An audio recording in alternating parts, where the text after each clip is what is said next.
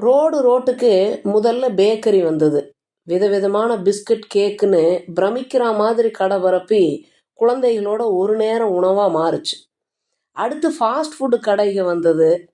காளானே இல்லாம காளான் ஃப்ரைனாங்க. கண்ட தண்ணியில பானிபூரி குடுத்தாங்க. அது ஒரு நேர உணவா மாறுச்சு.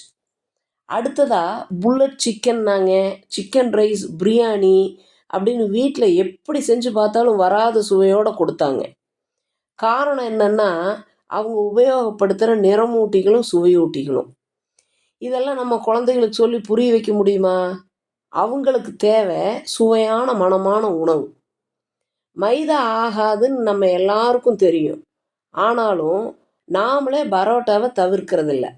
சரி, வெளியே சாப்பிட்றது ஆரோக்கிய கேடுன்னு வீட்டுக்கு வாங்கிட்டு வந்து நாம் செய்கிற பன்னீர்லையும் கலப்படம் செய்கிறாங்களாமா. சிந்தட்டிக் மில்க் அப்படிங்கிற செயற்கை பால்ல இருந்து இந்த செயற்கை பன்னீரை தயாரித்து விற்கிறாங்க.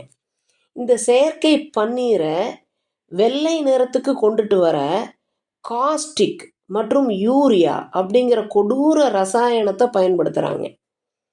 முதியவர்கள், குழந்தைகள் அப்படின்னு எல்லாரும் சாப்பிட்ற பொருட்களில் கலப்படம் பண்ணுறவங்கள என்ன செய்யலாம் அப்படின்னு யோசிக்கிறதுக்கு முன்னாடி நாம தான் நம்ம உணவு பழக்கத்தை மாற்றி நம்மளை காப்பாற்றிக்கணும். நன்றி, வணக்கம்.